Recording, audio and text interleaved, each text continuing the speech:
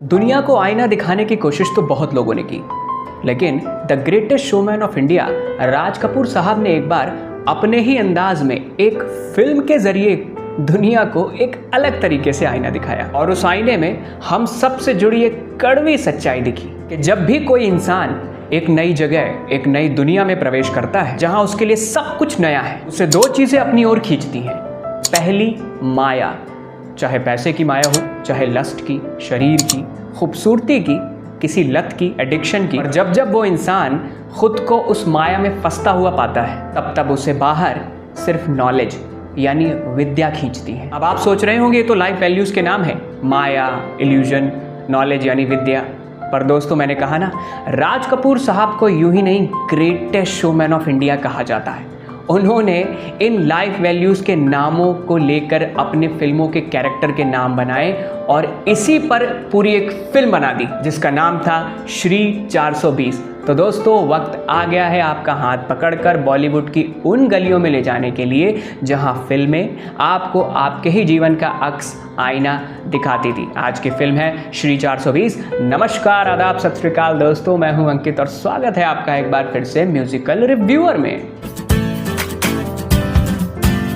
Film का नाम श्री 420, साल 1955, निर्देशक राज कपूर साहब, एक्टर राज कपूर, नादिरा और नरगिस जी। सबसे ज़रूरी बात कि यह फिल्म आपको YouTube पर बिना एक भी पैसा खर्च किए फ्री में देखने को मिल जाएगी। आज कहानी से भी पहले दोस्तों बात करते हैं इस फिल्म की विरासत की यानी लेगेसी की। श्री 420 ने इंडियन सिनेमा में एक नया पैरामीटर स्थापित किया था। यह फिल्म न सिर्फ अपनी कहानी और अभिनय के लिए जानी जाती है, बल्कि इसके द्वारा प्रस्तुत किया गया सामाजिक संदेश यानी सोशल मैसेज, जिसका कोई भी कंपैरिजन किसी चीज से नहीं। इस फिल्म ने एंटरटेनमेंट के जरिए पूंजीवाद यानी कैपिटलिज्म, नैतिकता और भ्रष्टाचार तक के मुद्दे पर गहरा विचार, अपने थॉट प्रस्तुत किए हैं। राज कपूर साहब ने अपने कैरेक्टर के जरिए ये प्रस्तुत किया कि सच्चाई और ईमानदारी से बड़ा धन किसी भी इंसान के पास हो नहीं सकता। इस फिल्म की एक और लेगेसी ये है दोस्तों कि राज कपूर साहब ने श्री 420 में चार्ली चैपलिन के ट्रैम्प के किरदार को प्रस्तुत किया है, जो अपने आप में अनोखा है।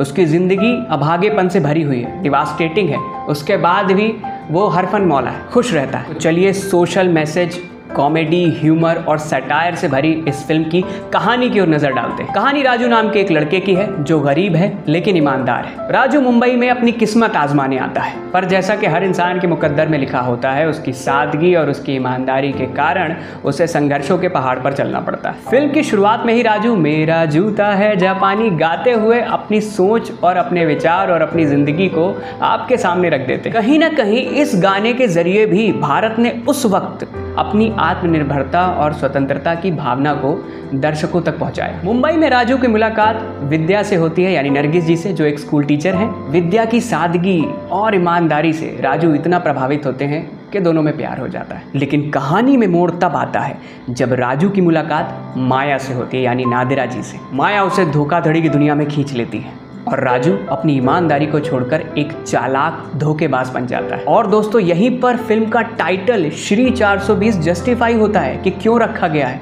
क्योंकि आईपीसी की धारा 420 धोखेधड़ी से ही संबंधित है। फिल्म के कई यादगार डायलॉग और सीन हैं जो आज भी लोगों के दिलों में बसे हुए हैं, जैसे कि रामायण के ऊपर गीता संवाद, जहां विद्या राजू को बताती है कि सच्चाई और ईमानदारी से बड़ी दौलत किसी भी इंसान की नहीं है। इस फिल्म का म्यूजिक भी उतना ही मेमोरेबल है जितने बाकी सारे एस्पेक्ट्स। इस फिल्म का म्यूजिक शंकर जयकिशन जी ने और गानों को लिखा था शैलेंद्र और हसरत जयपुरी साहब ने। जहां एक तरफ मेरा जूता है जापानी गाना भारत की आत्मनिर्भरता दिखाता है, वहीं दूसरी तरफ प्यार हुआ, इकरार हुआ, ये गाना प्रेम और समर्पण का प्रतीक माना गया है। रमैया वस्तावैया गाना भी उतना ही पॉपुलर हुआ। बात एक्टिंग और डायरेक्शन की करें अगर, तो राज कपूर का अभिनय और निर्देशन दोनों ही कमाल के हैं। उनका किरदार राजू एक मासूम और ईमानदार व्यक्ति का प्रतीक है, जो अपनी परिस्थितियों के बावजूद भी अपने उसूलों पर कायम रहने की कोशिश करता है। नरगिस जी ने विद्या के किरदार को बखूबी निभाया है, जो एक सशक्त और नैतिक महिला का प्रतिनिधित्व करती है। वहीं नादिरा जी ने माया के किरदार में अपनी छाप छोड़ी है, जो लालच और भ्रष्टाचार से भरी हुई है। तो दोस्तों, जैसा कि मैंने पहले भी बताया था कि ये फिल्म हमें आईना दिखाती है और उस आईने में हमें यही दिखता है कि कैसे राजू माया में फंस जाता है, पर क्या विद्या उसे बचा पाएगी? इस सवाल का जवाब ढूंढने के लिए तो आपको फिल्म के दर्शन करने ही पड़ेंगे। राज कपूर साहब की आईना दिखाती ये फिल्म और इसकी चमक आज भी बरकरार है। यानी आपने अगर ये फिल्म नहीं देखी है तो इसे ज़रूर देखें। ये फिल्म आपको एंटरटेनमेंट तो देगी, हंसाएगी भी, मनोरंजन देगी, पर उससे भी ज़्यादा ऐसा सोशल मैसेज, सामाजिक संदेश देगी जो आपके दिल में कई दशकों तक बसा रहेगा। बाकी आज के वीडियो में दोस्तों इतना ही। ये वीडियो आपको कैसा लगा कमेंट में लिखकर ज़रूर बताइएगा। आपको किसी और फिल्म की समीक्षा या समरी चाहिए तो आप मुझे कमेंट में लिख सकते हैं। ये वीडियो अगर पसंद आया हो और अगर आपको ये कंटेंट अच्छा लग रहा हो तो लाइक करें, शेयर करें, सब्सक्राइब करके बेल आइकन ज़रूर दबाएं दोस्तों। फिर मिलेंगे किसी नए दिन किसी नई फिल्म के साथ। तब तक के लिए नमस्कार।